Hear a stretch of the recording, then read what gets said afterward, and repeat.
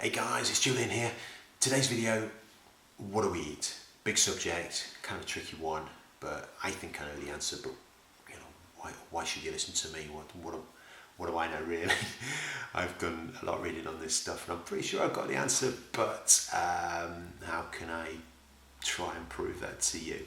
Well, it's very easy just to throw anecdotal evidence around. It's what people generally do. Like, look at me, I'm thriving, I'm eating plants, I'm doing okay, so there you go, it must be the answer, right? But for every Lewis Hamilton or William's sister or Schwarzenegger, Bill Clinton, Neil Robertson, every time I throw one of those out, there'll be a person that's eating a more of a standard type diet that you could throw back at me. So it proves nothing. It's anecdotal evidence. It's individual cases. Crucially, we don't have a control. So we haven't got another Lewis Hamilton that's eating. He's doing everything the same as this Lewis Hamilton, apart from the diet. That would be slightly more compelling. Still be a case study of one, which to be honest is pretty weak.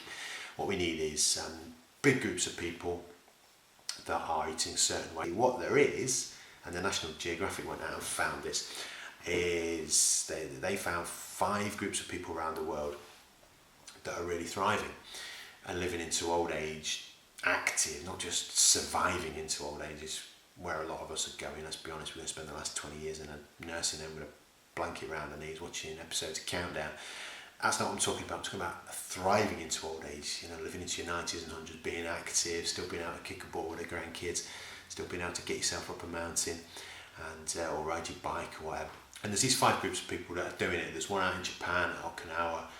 There's a couple in the Meds. You've got one on one of the Greek islands. You've got one in Sardinia, up in the mountains there.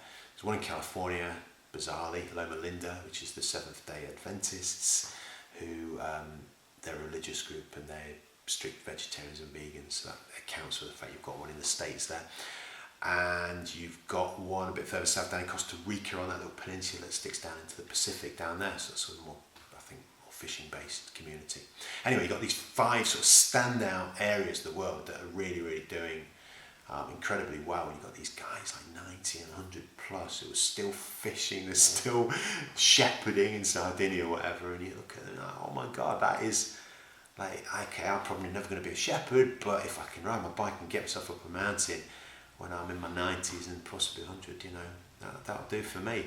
So what can we learn from them? What are these guys doing? Well, Dan Buettner and his team, the National Geographic guys, they found 9 commonalities between these 5 areas around the world. And I'll try and keep this reasonably brief. One was food. Okay, so they don't eat too much meat. It's as simple as that. And they also eat whole foods. They're not eating junk food. So it's whole food, plant-based mostly. They're not vegans. Most of them are eating veggies. But they're not eating more about, he reckoned, about 5% or so meat, so it's massively plant-based, but not exclusively. They're doing a lot of exercise, but they won't call it exercise, it's basically movement. They're getting enough sleep, they're not eating too much, and they're not drinking too much wine, but they do drink, or not too much alcohol, but they do drink some wine. Personally, I think the jury's out on that one. Is the benefit the wine? And again, I'd like to see a control on that. I'd like to see another community that does exactly the same as these Sardinian shepherds without the wine, and then find out, is it the wine or is it just the fact, yeah, they do well and they drink wine, but it's not because of the wine, it's that causality versus correlation. Could go down a rabbit hole on that one. They also found a lot of community-based stuff, so they're kind of like another 4 traits they found. One was religion, one was a sense of purpose, and strong communities. Again, I'd like to see a little bit of a control on the religion one. Is it causation or is it correlation? I don't know. I shouldn't dismiss religion just because I'm not religious. There's clearly something in it, but I wonder if it's more of a sense of belonging rather than actually religion. Maybe you can get that sense of belonging from strong community rather than necessarily religion. But again, I don't know, so I'm going to not talk too much about that. But there are some things, guys. There's some things we can do. You're not going to go out after this video and find necessarily overnight find a sense of purpose. That's a big one. And perhaps not going to go and find a strong community overnight. That's going to take a bit of doing, and it is doable. And it's worth looking into. It really is, from what I've read. But you can go to a plant-based diet, or predominantly plant-based. You can start taking more exercise. You can drink drastically less booze, let's be honest. Get enough sleep and not eat too much. Those first 5, before we get into the kind of community ones, we can do all those. And I would say, whether you believe me or not is kind of irrelevant, but these blue zones are so compelling, guys. There's no community out there that's thriving on a Western diet. It doesn't happen, and there's not even one that's thriving on a meat-based diet.